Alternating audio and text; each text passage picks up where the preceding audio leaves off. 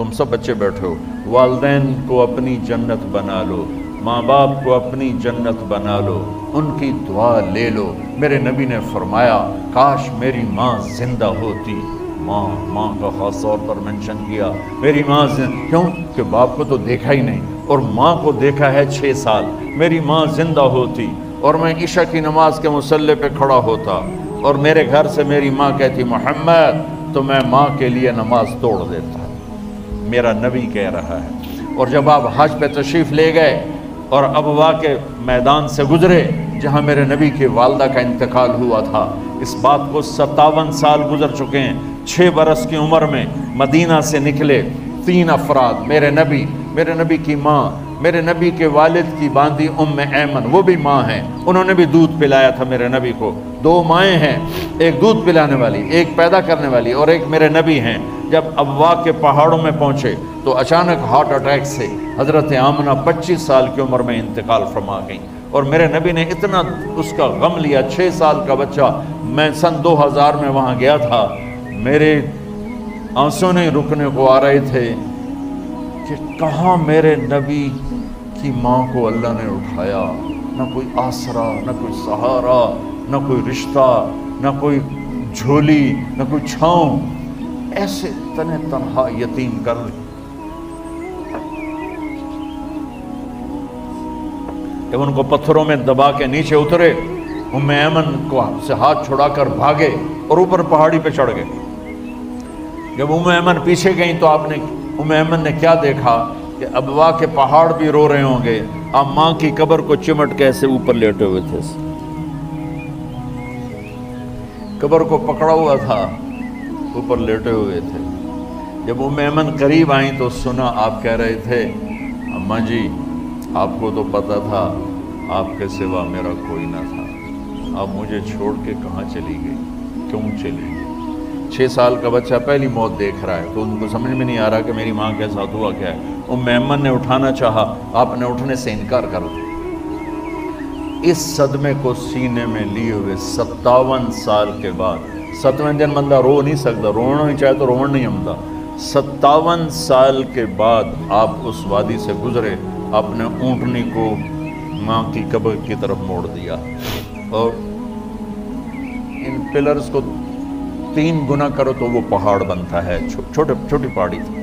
اونٹنی کو نیچے بٹھایا، اوپر پہاڑ پر گئے، اور یہ مجھے دیکھو، یوں آپ نے گھٹنے کھڑے کیے ماں کی قبر کے سرانے، اور یہ ہاتھ یہاں رکھے اور پھر سر دیا اپنے گھٹنوں میں یوں، پھر رونا شروع کیا۔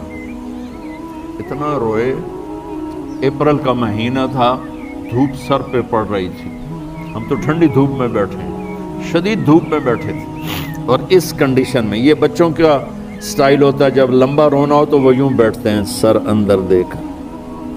اتنا روئے کہ آپ کی داڑھی ساری آنسوں سے بھر گئی، سینہ تر ہو گیا، احرام تر ہو گیا، اور کئی گھنٹے بیٹھ کے روتے رہے۔ 2 جہان کے سردار ہو کر تمنا کر رہے ہیں کاش اماں تو زندہ ہوتی، تو مجھے کہتی محمد میں تیرے لیے نماز توڑ دیتا۔ اور میرے نبی نے، یہ بچیاں غور سے سنو، میرے نبی سے پوچھا گیا یا رسول اللہ قیامت کب آئے گی؟ آپ نے فرمایا یہ تو اللہ کو پتہ ہے۔ نے کہا یا رسول اللہ کوئی نشانی بتا دیں؟ آپ نے فرمایا جب بچیاں ماؤں کو ذلیل کریں گی تو قیامت آئے گی۔ جب بیٹیاں ماؤں کے ساتھ بدتمیزی کریں گی اور ماؤں کو ذلیل کریں گی تو قیامت آ جائے گی۔ ایک ماں بیٹی کو میں بھول نہیں سکتا، ماں کے موٹے موٹے آنسو گر رہے تھے، اور بیٹی ماں سے کہہ رہی تھی بھوک نہیں، ہماری اپنی وہ پنجابی زبان، بھوک نہیں، یہ تو ہم نوکر کو کہتے ہوئے ڈرتے ہیں، وہ ماں سے کہہ رہی تھی بھوک نہیں، یعنی بکواس نہ کر، روا کے چپ، صرف آنسو اس کے گر رہے تھے ایسے۔ شاید وہ یاد کر رہی تھی کہ 9 مہینے کیسے اس کو میں نے پیٹ میں پالا، جنتے ہوئے کتنی تکلیفوں سے گزری، اور اس کو دودھ پلاتے ہوئے کتنی راتیں میں نے کاٹ کاٹ کے گزاری، اور اس کے پیشاب دھوتے ہوئے کتنی دفعہ میں سردی میں ٹھٹھری، اور آج یہ مجھے کہہ رہی ہے بھوک نہیں۔ اس لیے میرے نبی نے فرمایا جس نے ماں باپ کو دکھ دیا، سنو غور سے بچوں سارے سنو، جس نے ماں باپ کو دکھ دیا اس پہ اللہ کی لعنت، اس پہ فرشتوں کی لعنت، اس پہ زمین آسمان کی لعنت، نہ ان کی نماز قبول ہے، نہ روزہ قبول ہے، نہ صدقہ قبول ہے۔ میرے نبی کی زندگی کا دوسرا روپ حقوق العباد، نماز حقوق اللہ میں آ جاتی ہے، میں حقوق العباد کی تھوڑی سی وضاحت کر رہا ہوں۔ ماں باپ زندہ ہیں تو دعا لے لو۔ والدین سے کہتا ہوں بچوں کو عزت دو، جہاں اولاد ماں باپ کے حقوق ہیں وہاں اولاد کے حقوق ہیں، اولاد کو عزت دو، اولاد کو عزت دو، اولاد کو عزت دو۔ بہت سی اولاد کی نافرمانی کا ذریعہ ماں باپ بن رہے ہیں، سختی کر کے، زبردستی کر کے اور ٹھونس کر چیزیں نوکروں کی طرح سلوک کر کے۔ میرے نبی کے گھر میں جب بیٹی فاطمہ ملنے کے لیے آتی تھیں تو میرے نبی بیٹھے نہیں رہتے تھے، جو اب چیئر پہ بیٹھے ہوئے ہیں بی بی فاطمہ آ گئی، اب زمین پہ بیٹھے ہوئے ہیں بیٹی آ گئی، اب چارپائی پہ لیٹے ہوئے ہیں بیٹی آ گئی۔ میرے نبی کیا کرتے تھے؟ کھڑے ہو جاتے تھے، کھڑے ہو جاتے، ایک دم کھڑے ہو جاتے تھے، اور پھر کھڑے نہیں رہتے تھے، تیزی سے آگے بڑھتے تھے اور حضرت فاطمہ کا ہاتھ پکڑ لیتے۔ یہ والدین غور سے سنو، حضرت فاطمہ کا ہاتھ پکڑ لیتے تھے اور ہاتھ پکڑ کے مجھے دیکھو یوں بوسہ لیتے تھے، بیٹی کا بوسہ لیتے تھے، پھر ہاتھ چھوڑتے نہیں تھے، ہاتھ پکڑے پکڑے لاتے لاتے لاتے ان کو چارپائی پر پہلے بٹھاتے تھے پھر خود بیٹھتے تھے۔ یہ باپ اور رسول ہو کر بیٹی کو یہ عزت دیتے تھے۔ پھر وہ جنت کی عورتوں کی سردار بنی، پھر وہ جنت کے سرداروں کی ماں بنی، پھر وہ اللہ کے شیر کی زوجہ بنی۔ تو والدین سے کہتا ہوں کہ اپنے بچوں کو عزت دو، عزت دو، عزت دو، عزت دو۔ پھر آپ سے زندگی کے بڑے فیصلے ہیں شادی، آپ لوگ اکٹھے پڑھتے ہو لڑکے لڑکیاں، اپنی شادی کے فیصلے خود نہ کرو، اپنے ماں باپ کے حوالے کرو۔ اس میں شرافت بھی ہے، اس میں برکت بھی ہے، اس میں رحمت بھی ہے، اور اس میں والدین کی دعائیں بھی ہیں۔ کورٹ میرج کو ہوا نہ دو، boyfriend girlfriend culture ہمارا نہیں ہے۔ میرے نبی کے طریقے میں مرد اور عورت کا صرف نکاح سے تعلق ہے، اس کے علاوہ سب جہنم کی آگ ہے۔ اور والدین سے کہتا ہوں کہ اپنے بچوں سے پوچھ کے رشتے کرو، زبردستی مت کرو۔ میرا معاشرہ بہت سنگین قسم کے جرم کا شکار ہے، بچوں پہ مسلط کر دیتے ہیں، ایتھے ہی کرنی ہے، جٹاں چی کرنی ہے، بٹاں چی کرنی ہے، پتہ نہیں آئے کتوں جٹ بٹ۔ چلو تم ناراض نہ ہو، راجپوتاں چی کرنی، میں راجپوت ہوں، میں اپنی قوم کو بھی رگڑ دیتا ہوں، راجپوتاں چی کرنی، اگاں کرنی ہی کوئی نہیں۔ یہ ظلم و ستم اولاد پہ مت کرو، اپنی بچی سے پوچھو، اگر بیٹی ہاں کرے تو پھر قدم اٹھاؤ، اگر بیٹی کہہ دے میں نہیں کرنا چاہتی تو وہ نافرمان نہیں ہے۔ اللہ کے واسطے میری سنو، صرف تم نہیں سن رہے، اس کیمرے سے لاکھوں کروڑوں لوگ سن رہے ہیں۔ اگر بیٹا یوں کہہ دے کہ ابا میں نے یہاں شادی نہیں کرنی، میرا جی نہیں چاہتا ہے، تو وہ بیٹا نافرمان نہیں ہے، فرما بردار ہے، اس نے شریعت کا حق استعمال کیا ہے۔ اب ایسا ظلم مت کرو کہ نہیں اتھے ہی کرنی ہے، اتھے گھروں نکل جاؤ۔ زندگی تم نے تو نہیں گزارنی، زندگی تو بچے نے گزارنی۔ میں قربان جاؤں، ایک حدیث سنو پہلے پھر اگلی بات سناتا۔ ما تزوجت وما زوجت الا بوحی من السماء نزل به جبریل۔ لوگو سنو، میں نے جہاں شادی کی، میں نے جہاں بیٹی کی شادی کی، پہلے آسمان سے جبریل فرشتہ اللہ کا حکم لے کر آیا، پھر میں نے قدم اٹھایا۔ سمجھ گئے میری یہ بات؟ سمجھ گئے سارے؟ اب اگلی سنو۔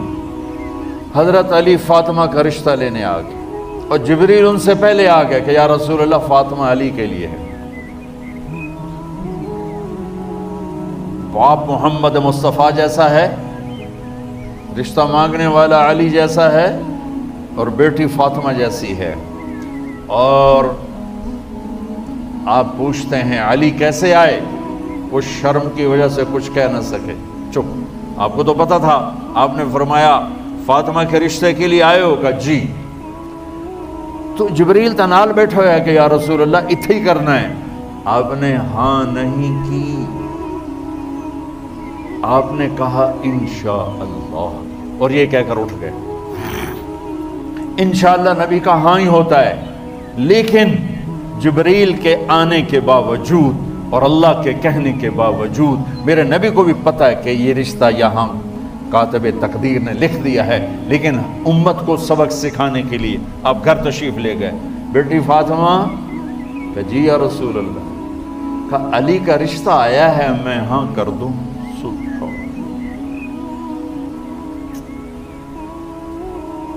میں اپنے دیہاتی بچیوں پہ مجھے رونا آ گیا کہ جنہیں پتہ ہی نہیں ہوتا سانو کہیں نال بندے پہ جانور ہے یا انسان ہے۔ علی جیسا تو چلو علی کو چھوڑو، فاطمہ کو چھوڑو، جبریل آیا بیٹھا ہے، جبریل آیا بیٹھا ہے۔ اس کے بعد فاطمہ سے پوچھنے کی کیا بات ہے؟ جبریل آ کر کہہ رہا یا رسول اللہ، اللہ کہہ رہا فاطمہ علی کے لیے ہے اور علی فاطمہ کے لیے ہے، اور پھر آپ کہتے ہیں بیٹی فاطمہ ہاں کر دو۔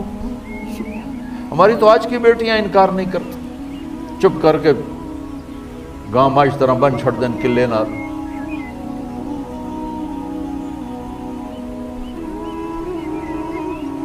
کوئی ان کے اندر کے جذبات کو سننے والا کوئی نہیں ہوتا، اپنی انانیت پر یہ فیصلے کرتے ہیں، اور میرا نبی کہہ رہا بیٹی ہاں کر دو۔ آپ کا کیا خیال ہے فاطمہ نے انکار کرنا تھا؟ یہ بیٹیاں نہیں انکار کرتی تو فاطمہ نے کہاں کرنا تھا؟ لیکن یہ سبق دینا تھا ان والدین کو جو نادانی میں نادانی کے فیصلے کر کے اولاد کو ہمیشہ ایک ٹھنڈی آگ میں دھکا دے دیتے۔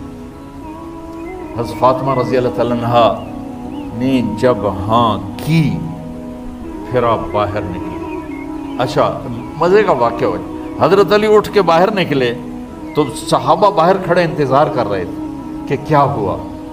حضرت علی کو بھیجنے والے تھے عبد الرحمن بن عوف، پہلے ابو بکر گئے تو آپ نے انکار کر دیا، عمر گئے رشتہ مانگا، آپ نے انکار کر دیا، عبد الرحمن بن عوف نے علی سے کہا آپ جائیں، آپ کا رشتہ رد نہیں ہوگا۔ کہنے لگے میرا تو ذاتی گھر بھی کوئی نہیں، مجھے کہاں سے رشتہ ملے گا، میں تو بالکل غریب ہوں۔ کہ نہیں تم جاؤ۔ تو واپس آتے انہوں نے عبد الرحمن بن عوف پہ چڑھائی کر دی، ویکھیا ہے نا تو مینوں گلے آئی، انکار ہو گیا۔ تو صحابہ نے پوچھا کیا ہوا؟ کہا کچھ کہا ہی نہیں، چپ کر کے اٹھ گئے۔ تو عبد الرحمن بن عوف کہنے لگے کچھ بولے صحیح، تو بس اتنا کہا انشاءاللہ کا تو مبارک ہو، نبی کا انشاءاللہ ہاں ہوتا ہے۔ اچھا تو اتنے میں آپ باہر تشریف لے، کہا علی جی لو بلاؤ، لوگوں کو بلاؤ۔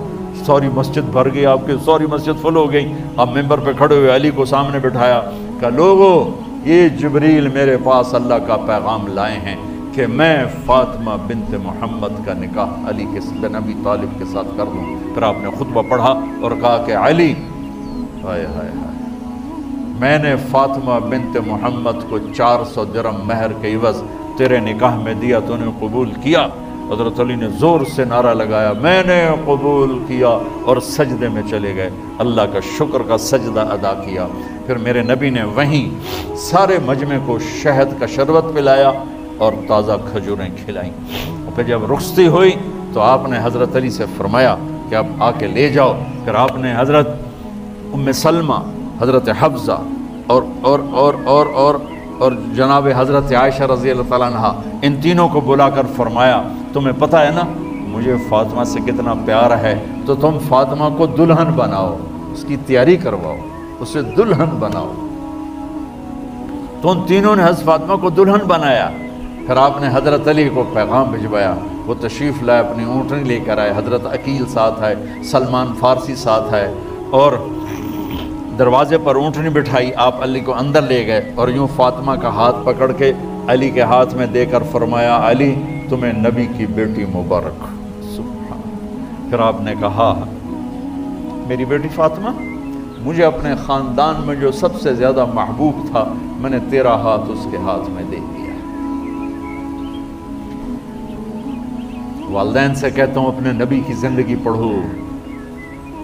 میرا درد ہے کہ ہماری ثقافت میں اسلام داخل نہیں ہوا، ہمارے عبادت میں اسلام آ گیا، بہت سارا مجمع مرد عورتوں کا نمازی ہے، حاجی ہے، عمرے کرتے ہیں، لیکن ثقافت میں نبوت کی جھلک دکھائی دے، ثقافت میں اللہ کا نبی دکھائی دے، وہ نہیں ہے۔